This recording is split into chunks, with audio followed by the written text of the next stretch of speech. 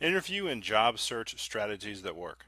Please indulge me in this Veterans Day episode where I listen to two individuals talk about their love of the country and their relatives and the sacrifice that their relatives have made for the country on this Veterans Day.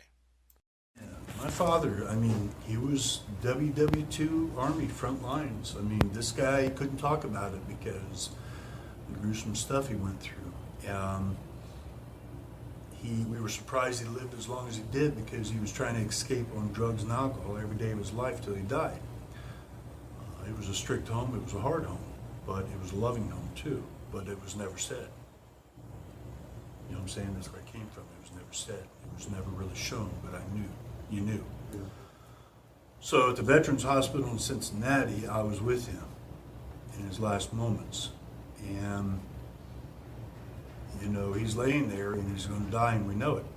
I'm the only one there of all the siblings or anybody else. I'm the only one there. And I said, Dad, this is what I want to do for you to remember me into the next life. I said, everybody that was a veteran in the military, I want to thank everyone that I can. I want to thank them and shake their hands. I said, would that mean anything to you? And he started crying. And he said, yes. And he took his last breath. That was it. So I'm a man of my word that I do.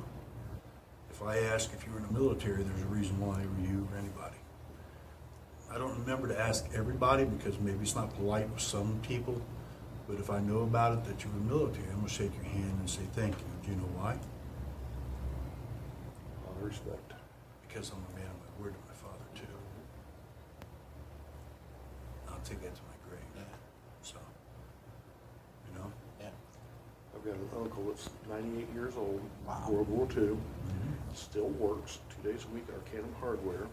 Arcanum, my hometown Yeah, you and area. I talked about that. Yes. And I have so much respect for him Mm-hmm. and being a family man, all the stuff that he went through. And he just went and graduated high school a couple years ago. Wow. Sweet. Because he's done everything he wanted to do. Wow. He left high school at 15 To go to military. Wow. and serve his country. Wow. And I have a couple other uncles that went with him that was in World War II. And my whole family has been in the Army or one of the branches, except for me. They were my men that had bad knees. My dad was in. My uncle couldn't because he had eye problems. But almost all my family has been in the military, including my son, my oldest son. He just got out last August. And you develop, even if you don't have that, you should have respect for them Yep. because of what they've done, Yep. they've done. And I'm like you. When I send an email, if I get somebody calling me, I'll text support and warranty. If I get somebody from the military, send me an email. So my first thing is thank you for your service every time.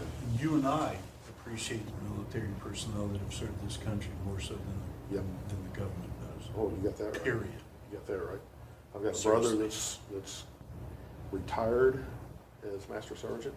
I've got a cousin who So, retired very high. He was in the 80s. He was lost for 3 years on secret stuff with the stealth. Oh. When they bombed the first war over there, Uh-huh. when they bombed that barracks, he was in that barracks and got out 30 seconds before the bomb hit him. And I had a lottery number, but it never got pulled. Tail end of cleanup of Vietnam, so missed it. Just missed it. It's not that I wouldn't have gone. I would have gone, but it didn't get pulled, and I didn't volunteer. Yeah. I believe in serving the country. Okay, love this country, but not really Mr. Pro. Isn't there an alternative to war? You know what I'm saying? Yeah. Are we smart enough? Can we fix this? Talk whatever. You know what I'm saying? Can Yeah. it be fixed? Have we learned enough? Really? Yeah. Is it worth it? Yeah. You know? you look at Reagan. Reagan, they were fearful of him hitting Yeah. that button. Oh yeah. Oh, yeah. Okay. Then he went through these years of these people that are, how should I say, don't want to do anything Sure. and cater to those people. Yeah, Even do treasonous things, in Yeah. my opinion, Uh, against certain countries. Yeah. And then turn around, now we got somebody up there that's got some backbone that says, So- hey, I'm not messing with you. Yeah. You know? So let's go back to the military personnel, if I may, real quickly here, just to make a point, because if I don't, I'll forget, getting older. Anyway, so we'll take a retired senator, politician who gets great bennies for the rest of his life. Yeah. Nothing gets cut, okay? But then you take a guy who served World War II, who's in the hospital, Veterans Hospital, and I'm with him, and they had cut every and all benefits they could possibly cut as much as they could. So my question is, why? Really? He went over, he literally caught buddies' heads. It was gruesome stuff he couldn't talk about much. Lived his life in hell. For them to appreciate him enough to just keep cutting his benefits and then you have liars, politicians that they've got all their benefits till the day they die. They could care less. Something's wrong with that picture, guys. Yep. Okay? Yeah. My mother and father-in-law came here from Budapest, Hungary. Oh, really? 1957. Wow. My wife's parents. In 1957, my father-in-law worked for the parliament during the revolution. They put a hit out on him. So he and my mother-in-law came to this country in 1957.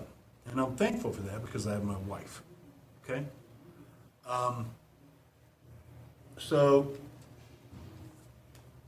zoom. Let's zoom ahead. He never came over here and expected and asked for anything for free. They had $50 in 2 suitcases, and my mother and father-in-law, and that was it.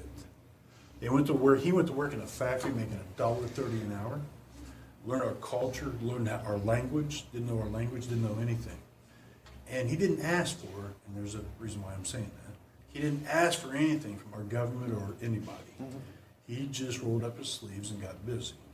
Okay? Corresponded during his life with several presidents, actually. Reagan was one of them. Lived in Sydney, Ohio all his life, my mother and father-in-law. He died 2 years ago and he was 95 years old. Wow.